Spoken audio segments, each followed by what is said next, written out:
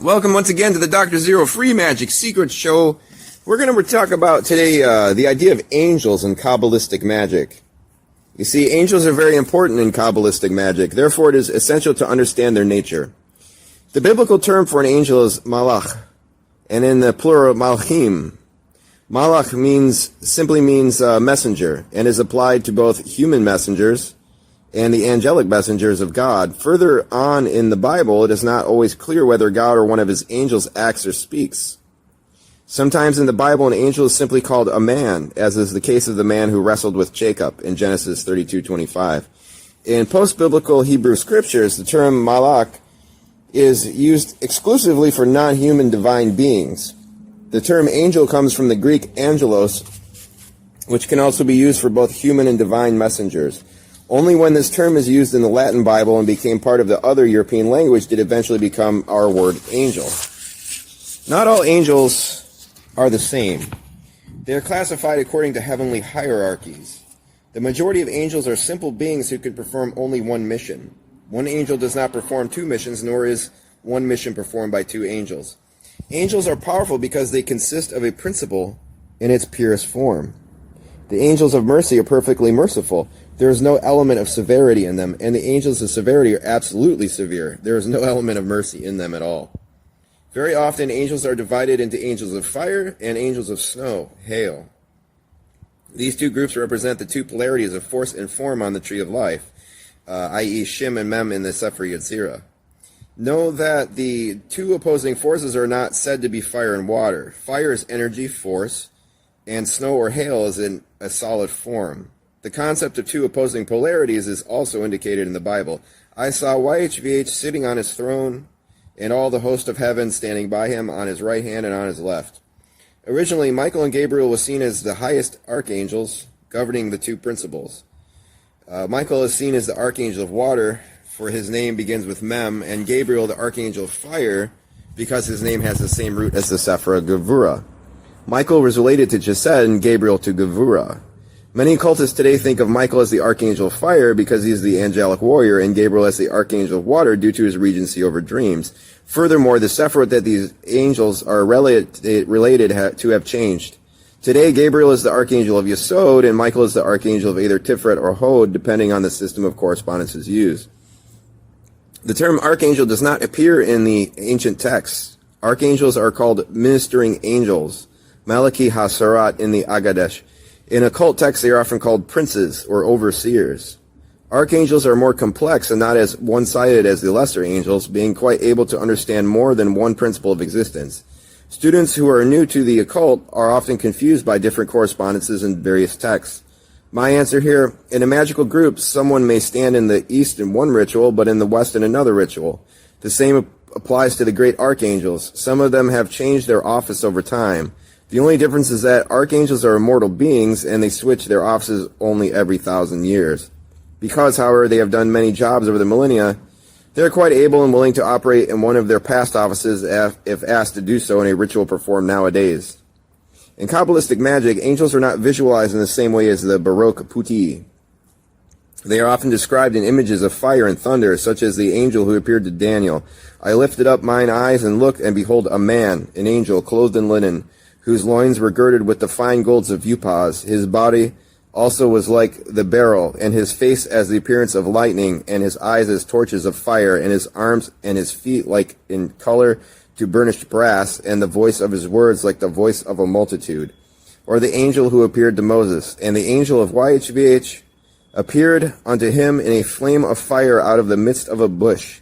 And he looked, and behold, the bush burned with fire, and the bush was not consumed. In other cases, they have 4 to 6 wings or many faces.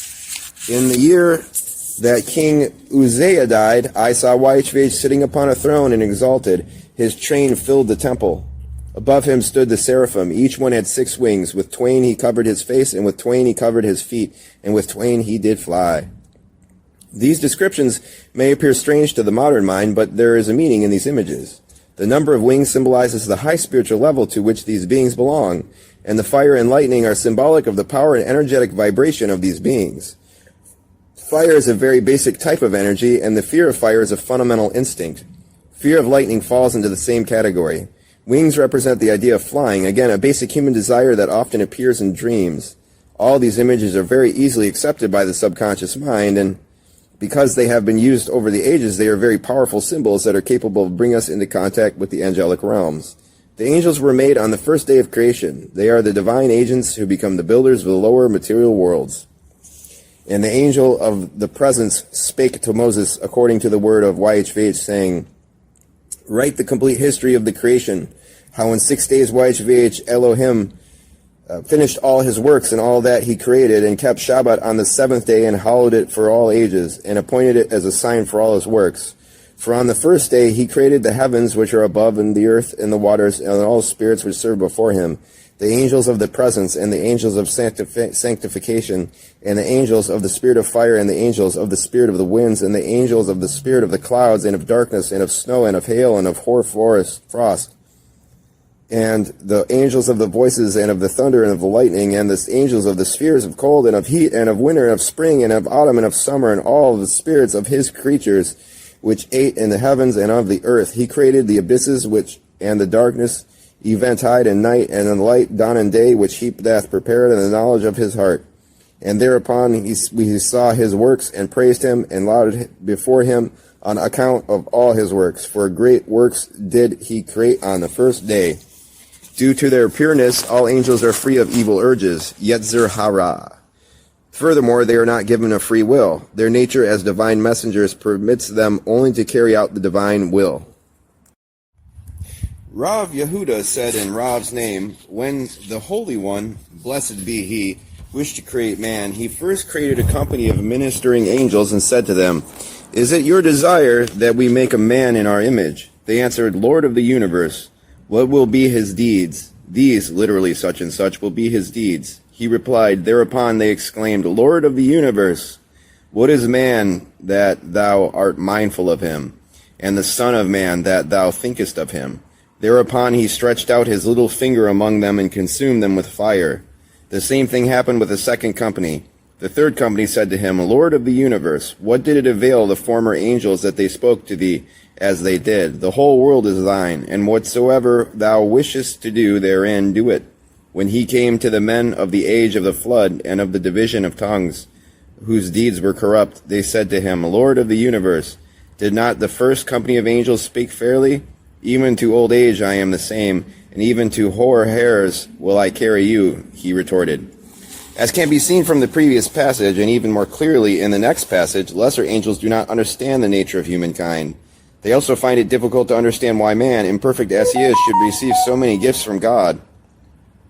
Reverend Yeshua B. Levi also said, when Moses ascended on high, and the ministering angels spake before the Holy One, blessed be he, Lord of the universe, what business has one born of woman amongst us? He has come to receive the Torah, he answered to them.